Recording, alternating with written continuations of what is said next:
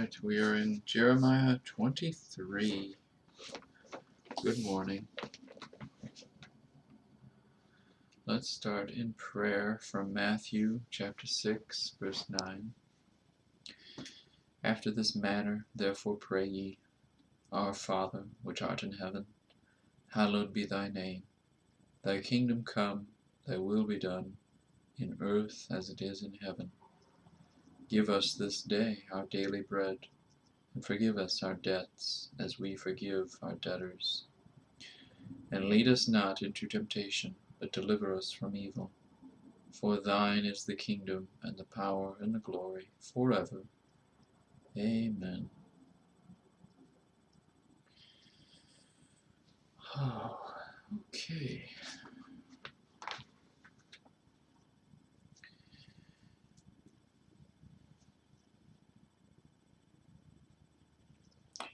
So what happened last time?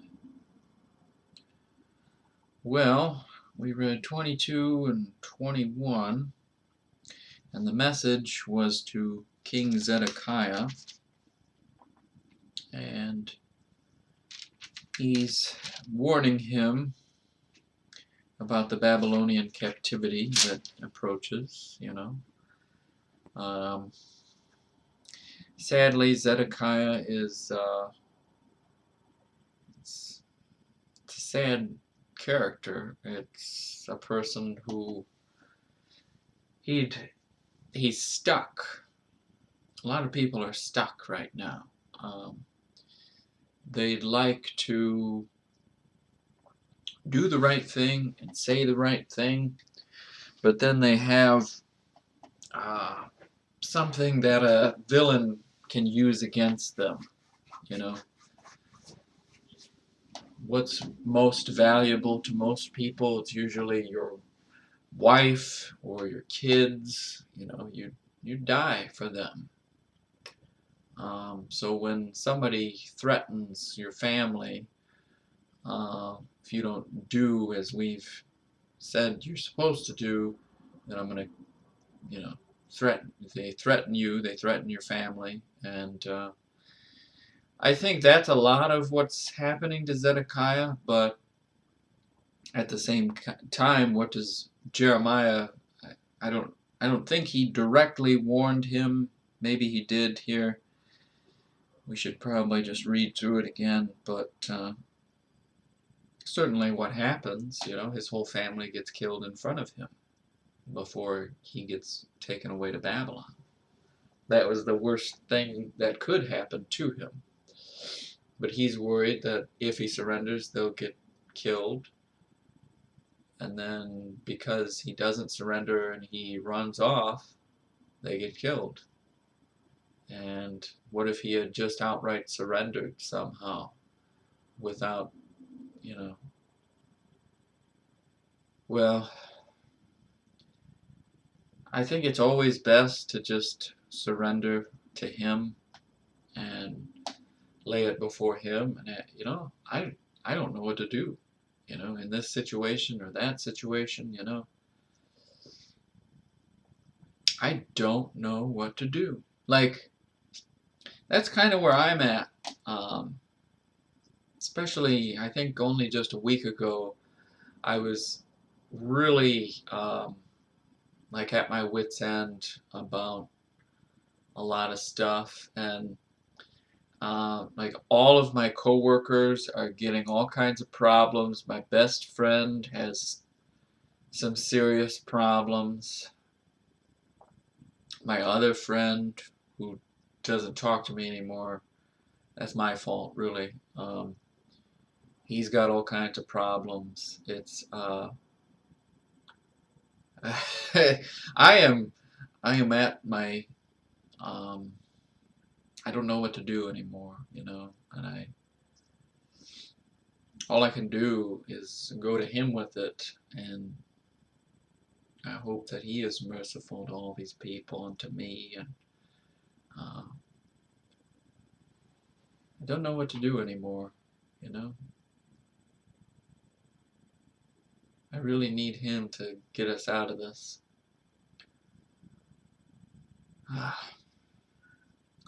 But think of it. I mean, they are cornered. They are about to be taken over by the Babylonians.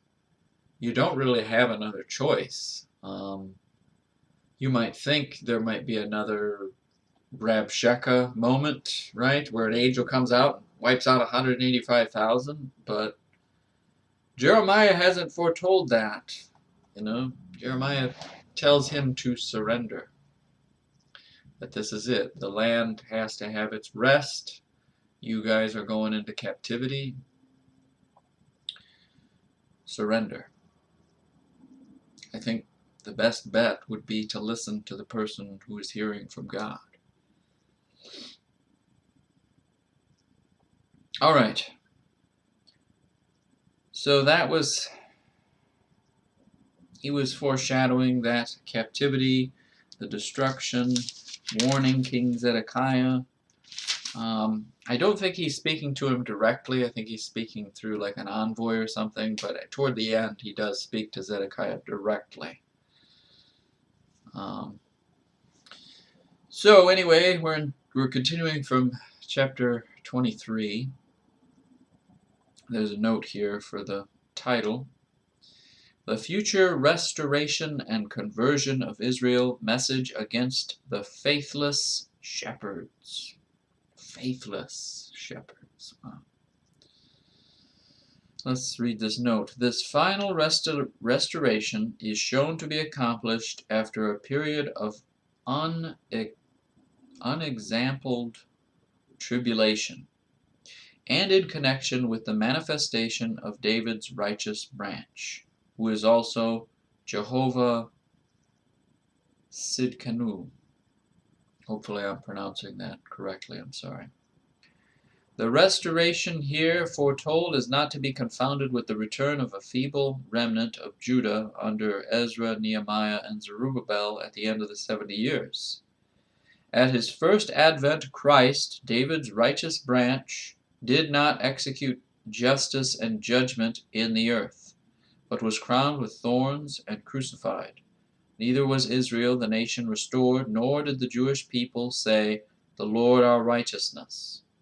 The prophecy is yet to be fulfilled.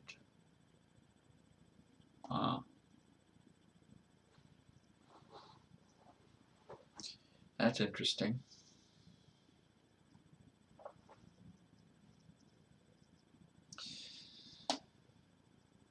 That goes along with the discussion about what is Israel today. Are they really I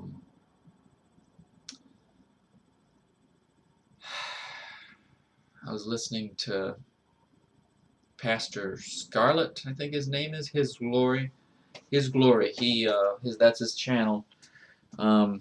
He was reminding his audience about a difference between Israel and then I think he said spiritual Israel, or I'm not sure. But I think that's part of the discussion. Are they all worshiping God right now, or is half the people in that country, are they still mocking God and they don't believe? And so, okay, let's move on here. Verse 1 of chapter 23. Woe be unto the pastors that destroy and scatter the sheep of my pasture, saith the Lord.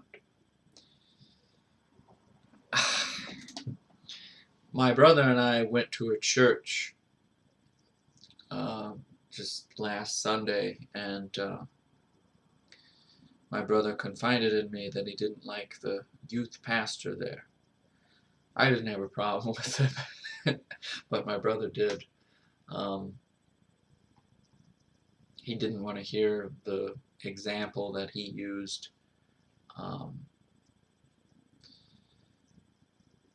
But maybe my brother senses something that I didn't. I don't know. I'm usually a lot. I know I'm horrible in these videos, but I try to be less judgmental about it, about people we encounter and stuff. I thought it was a good church, but maybe, I don't know. But you see what he's saying here. Pastors that destroy and scatter the sheep of my pasture. His pasture. You've got these mega churches with lots of sheep in there. Are there his sheep in the crowd mixed in that, I don't know, that are influenced differently and behave differently, react differently to a paper-thin message? And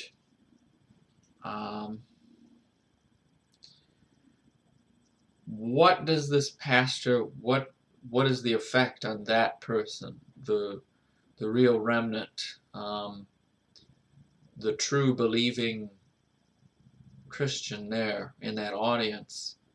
What is the reaction? What are the results of that? How does that affect that sheep versus the dead sheep? You know what I mean? I don't know. 2. Therefore, thus saith the Lord God of Israel against the pastors that feed my people, ye have scattered my flock, and driven them away, and have not visited them. Behold, I will visit upon you the evil of your doing, saith the Lord. So these are pretty rotten pastors. Probably a pastor that makes millions and millions of dollars, has a billion-dollar home, has a lot of influence, yes, but couldn't you do so much more? Like, I don't know. It's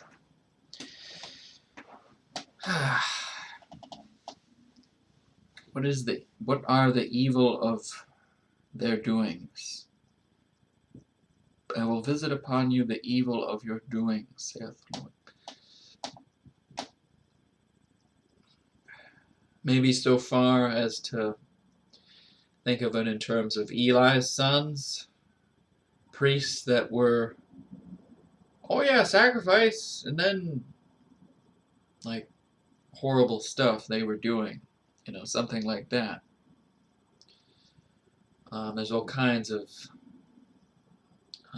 controversies about pastors, certain ones, not all of them.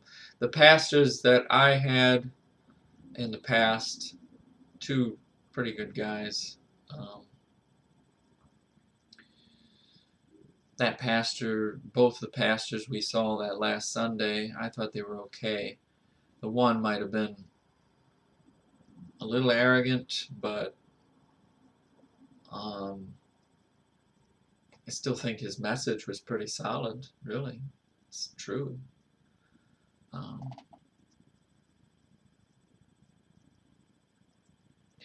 The evil of your doing, saith the Lord. And I will gather the remnant of my flock out of all countries. Ooh, this is a long chapter. Whither I have driven them, and will bring them again to their folds, and they shall be fruitful and increase. And I will set up shepherds over them, which shall feed them, and they shall fear no more, nor be dismayed, neither shall they be lacking, saith the Lord.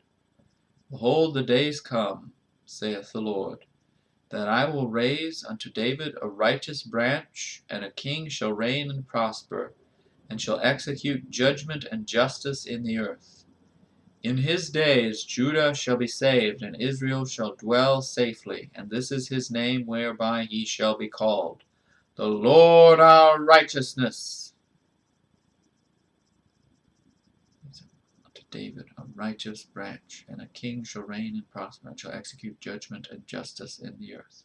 So like it was saying in that note a minute ago, Jesus hasn't done that yet, but he will. That's at his second coming, right?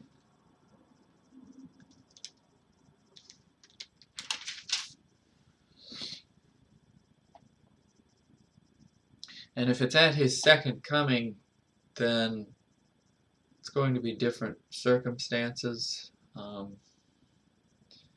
think right now, the issue of the day right now is spiritual blindness and deception. Something that's in front of you that isn't really there, and you just feel this weight of evil over everything, and it's hard to get motivated sometimes. That's what I feel anyway right now.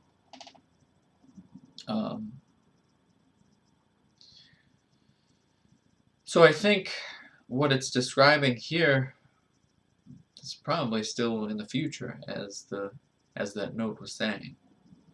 7. Therefore, behold, the days come, saith the Lord, that they shall no more say, The Lord liveth, which brought up the children of Israel out of the land of Egypt. But the Lord liveth, which brought up and which led the seed of the house of Israel out of the north country and from all countries whither I had driven them, and they shall dwell in their own land.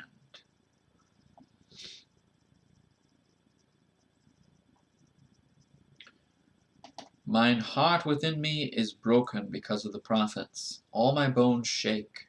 I am like a drunken man, and like a man whom wine hath overcome, because of the Lord, and because of the words of his holiness. For the land is full of adulterers. For because of swearing the land mourneth.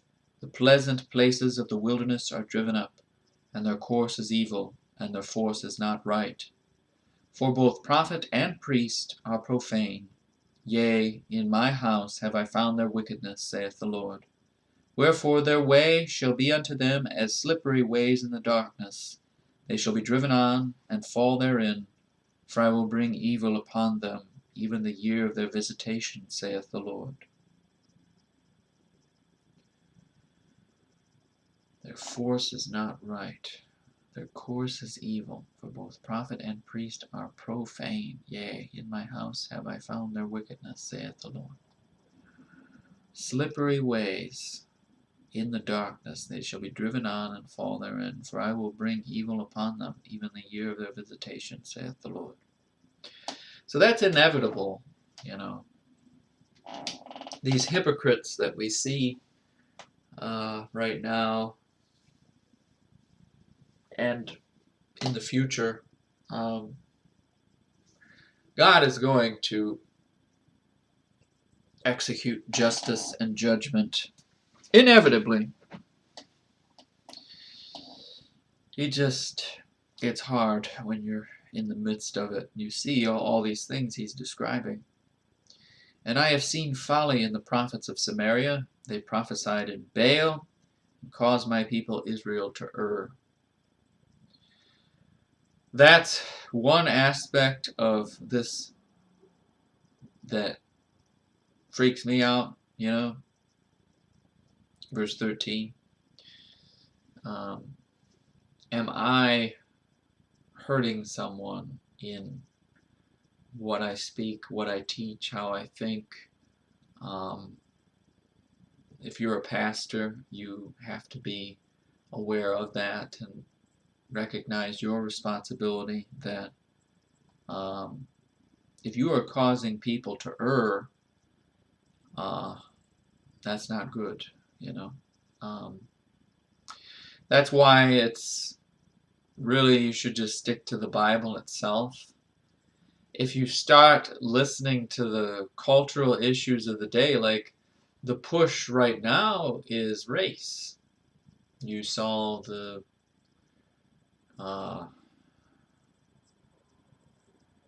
JB, you saw him on the TV saying America is racist. God bless America, So you have him admitting the country is racist.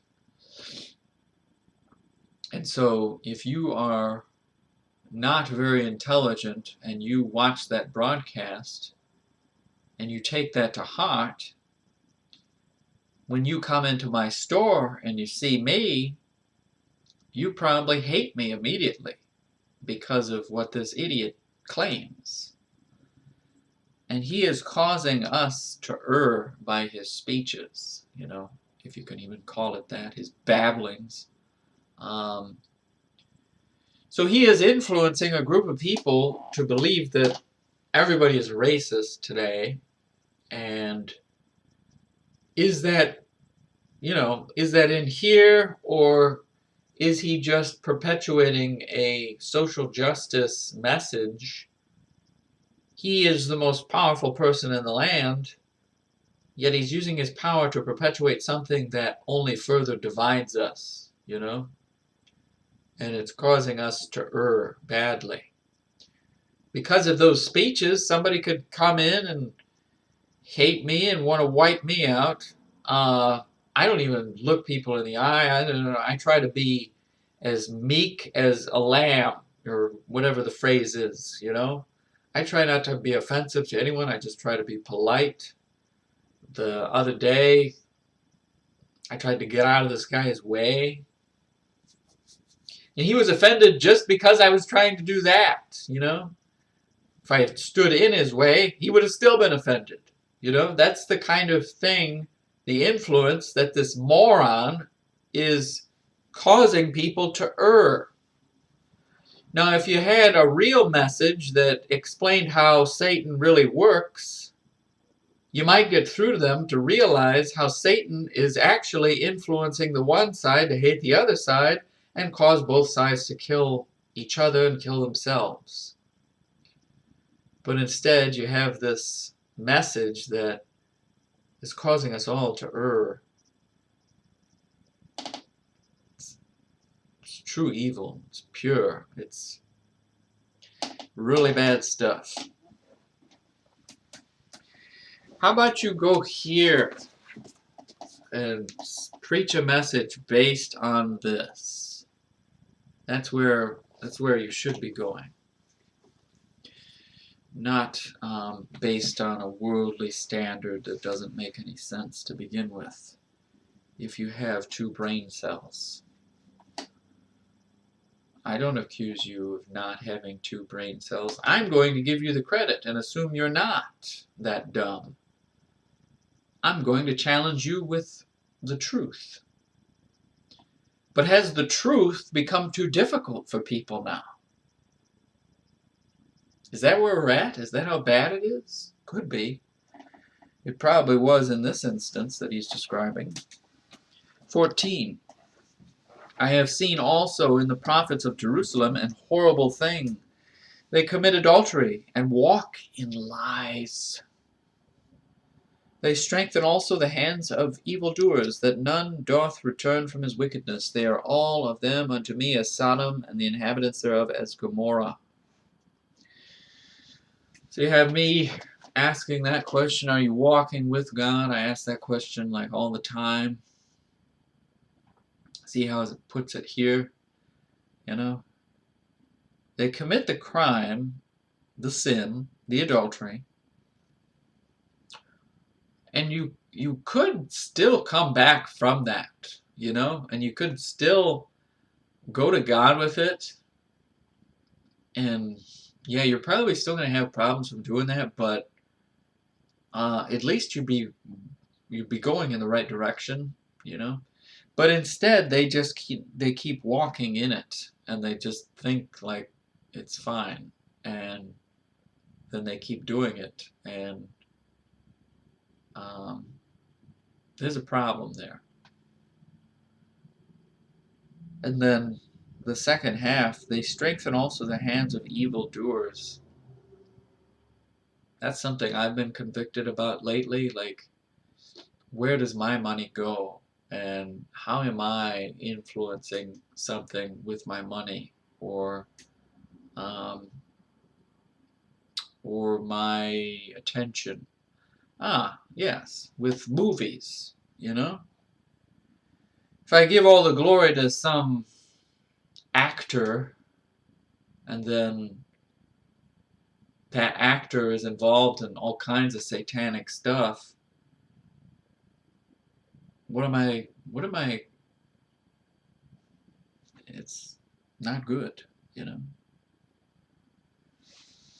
And then emphasis both times is returning from his wickedness. They could still return from it. They are all of them unto me as Sodom, and the inhabitants thereof as Gomorrah. Therefore thus saith the Lord of hosts concerning the prophets, Behold, I will feed them with wormwood, and make them drink the water of gall. For from the prophets of Jerusalem is profaneness gone forth unto all the land.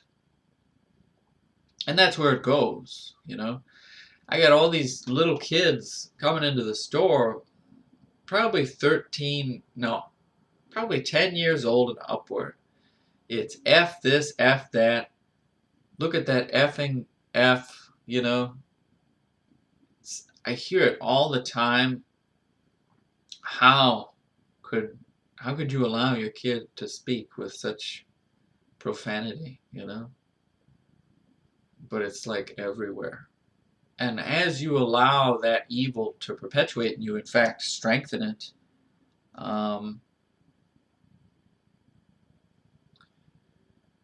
what kind of influence does that have on everything, you know?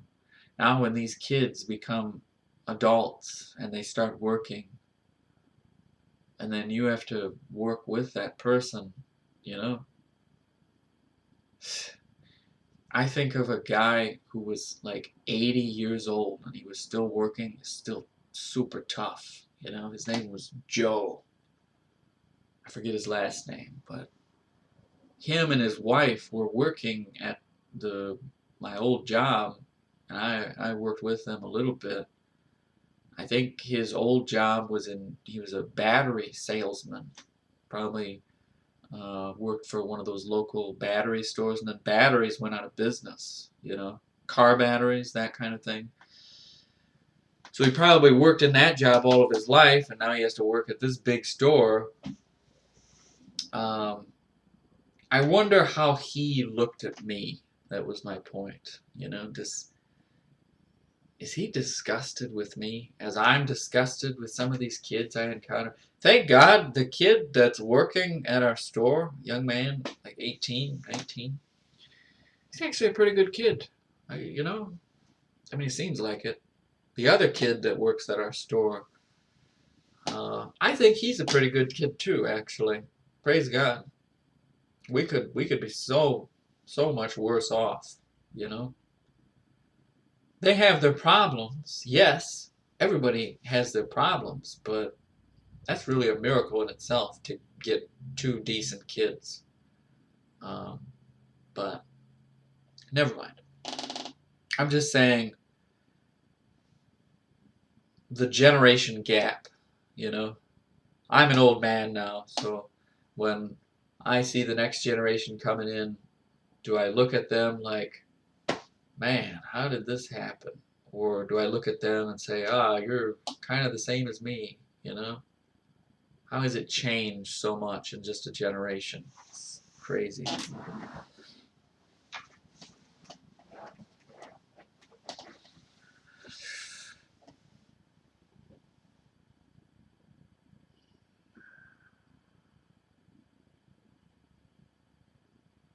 Profaneness, 16.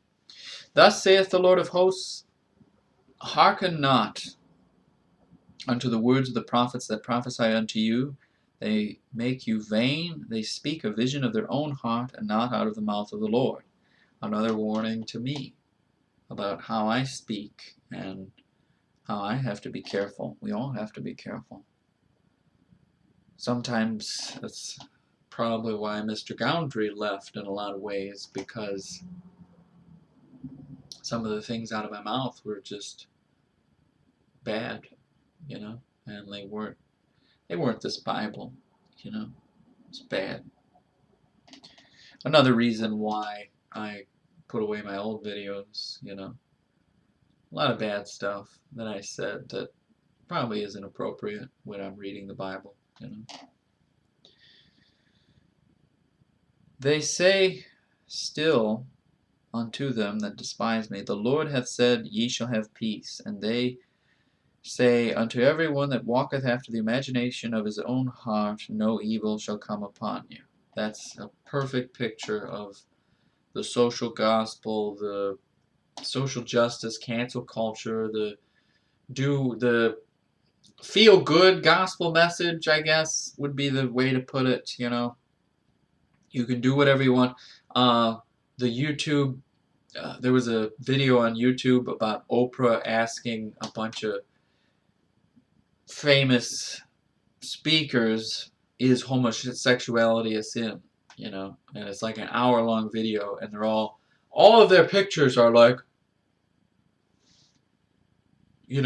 like you have to spend an hour. I can give you 1 second.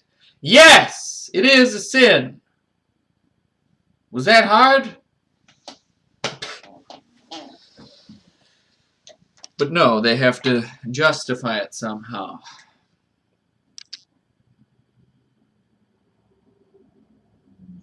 And they think no evil shall come upon them, presenting that message that, oh yeah, it's fine. It's perfectly natural behavior, and it's not against God. There's nothing written in that book that says that it's a sin.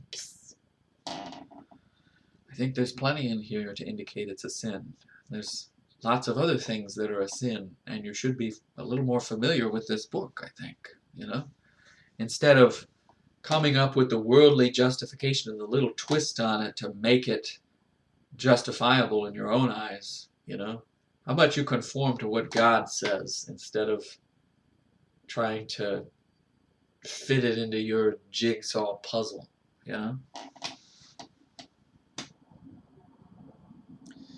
For who hath stood in the counsel of the Lord, and hath perceived and heard his word? Who hath marked his word and heard it? And it goes back to the word, which is what I was trying to do.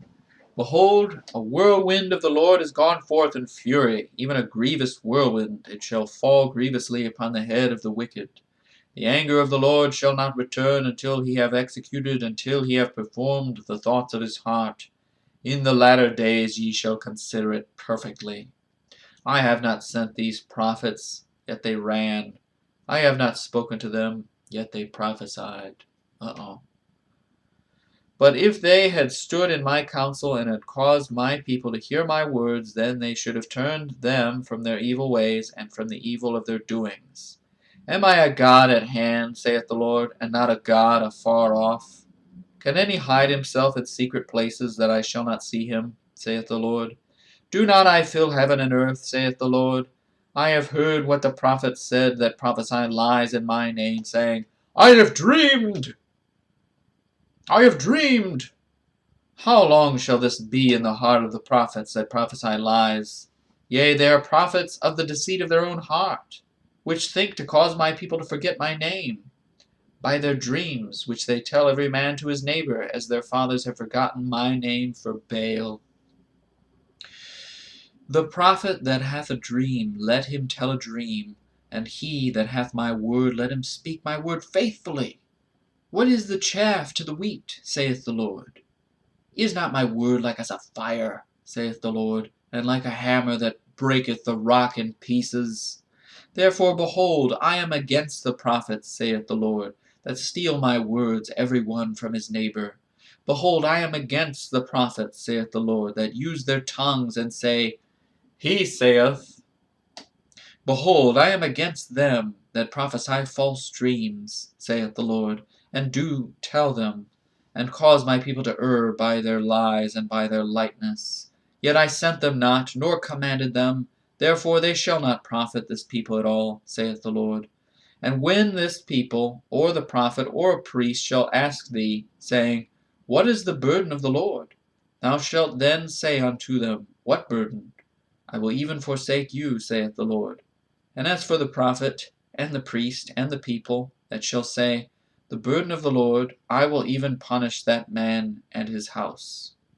Thus shall ye say every one to his neighbor, and every one to his brother, What hath the Lord answered? And what hath the Lord spoken? And the burden of the Lord shall ye mention no more, for every man's word shall be his burden. For ye have perverted the words of the living God, of the Lord of hosts, our God. Wow. Thus shalt thou say to the prophet, What hath the Lord answered thee? And what hath the Lord spoken? But since ye say the burden of the Lord, therefore thus saith the Lord, because ye say this word, the burden of the Lord, and I have sent unto you, saying, Ye shall not say the burden of the Lord. Therefore, behold, I, even I, will utterly forget you, and I will forsake you and the city that I gave you and your fathers, and cast you out of my presence, and I will bring an everlasting reproach upon you, and a perpetual shame which shall not be forgotten. Scary. Continue from 24 next time. Thank you for listening. Have a blessed day.